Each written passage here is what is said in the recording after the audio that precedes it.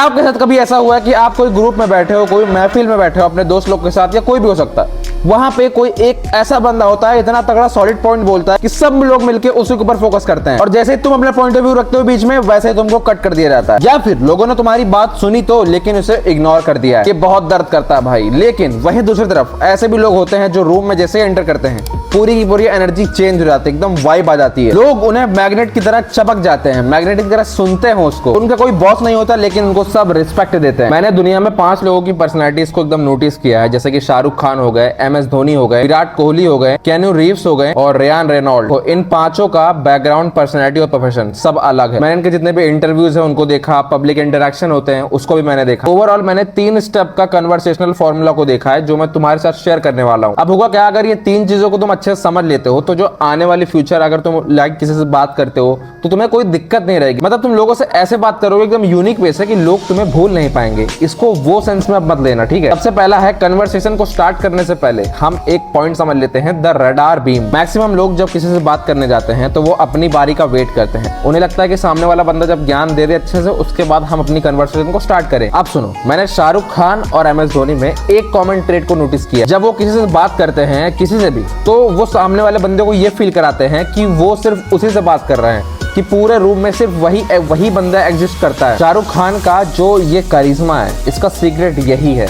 और साथ ही तुम्हें आई कांटेक्ट बना के रखना है लोगों से। टेंशन मतलब मैं तुमको एक ऐसा रूल बताने वाला हूँ जो तुम्हारी आई कांटेक्ट को थोड़ा इंप्रूव करेगा। इसका नाम है 80-20 रूल। देखो अब होता क्या है, जब तुम कोई कन्वर्सेशन किसी के साथ करते हो तो 80% ऑफ द टाइम तुम्हें बंदे की आंखों में देखना है। मतलब घूर के मत देखना, वरना उसे थोड़ा क्रीपी लग सकता है। थोड़ा मतलब ऐसे देखो कि तुम्हें उसकी बातों में इंटरेस्ट हो रहा है, और जैसे ही तुम्हारी बारी आती है बोलने के लिए तब तुम थोड़ा ब्रेक ले सकते हो। बात करते हैं धोनी, द मास्टरमाइंड थाला की।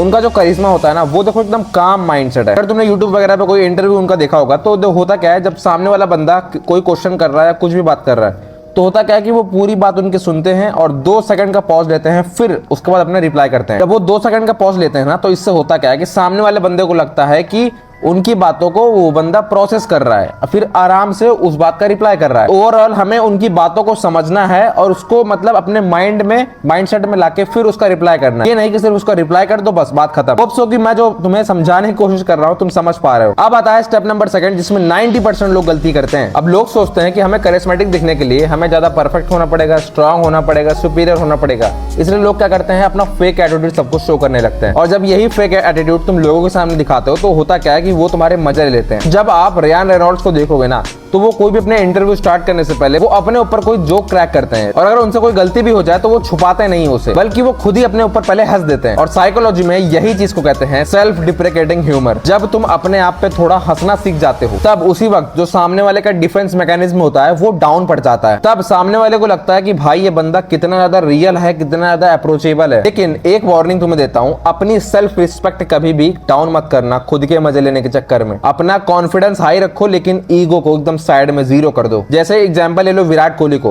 ऑन फील्ड उनका जो एग्रेशन होता है वो एकदम हाई होता है, हाई स्टेटस भी है, लेकिन जब वो अपने फैन से मिलते हैं तो एकदम नॉर्मलाइज होकर बात करते हैं, क्योंकि वो हमेशा ग्राउंड टू अर्थ बंदा है और वो एकदम लोगों से बात करते वक्त एकदम वार्म हो जाते हैं। और करिश्मा तब बनता है जब आप वार्म होते हो और आपका स्टेटस भी होता है। अगर तुम्हारा सिर्फ स्टेटस होगा तो लोग तुम्हें एरोगेंट कहेंगे, और अगर सिर्फ वार्म होगा मतलब अपनापन होगा तो लोग तुम्हें और वीक समझेंगे। तुम्हें ना दोनों को बैलेंस रखने आना चाहिए। एक सबसे पहला वार्म और दूसरा है तुम्हारा स्टेटस। तो अब हम बात करेंगे सबसे ज्यादा पावरफुल चीज है जो कि है द इमोशनल कॉल बैक। अब देखो, अब तुम्हारी कन्वर्सेशन लोगों से खत्म हो गई है, अब तुम जाने वाले हो, लेकिन अब तुम कैसे ये उसको बताओगे कि वो बंदा तुम्हें याद रखे। एक मशहूर सा कोट है जिसको हम बोलते हैं, people will forget what you said but they will never forget how you made them feel. दुनिया के टॉप करिश्मेटिक लोग हमेशा कोई भी कन्वर्सेशन के एंड में एक कॉल बैक छोड़ के जाते हैं। कॉल बैक का मतलब होता है कि जब आप किसी से बात कर रहे हो तो उसकी एक पीक डिटेलिंग बताना, उसके बारे में तुम्हें एक ऐसी चीज नोटिस करनी है जिसके बारे में वो अप्रिशिएट करे तुम्हें। जैसे उसका कोई अपकमिंग एग्जाम हो या उसका कुत्ता बीमार हो, उस चीज को तुम्हें कोई भी कन्वर्सेशन के एंड में मेंशन करना है। फॉर एग्जांपल, चलो भाई मिलकर अच्छा लगा, ठीक है बाय।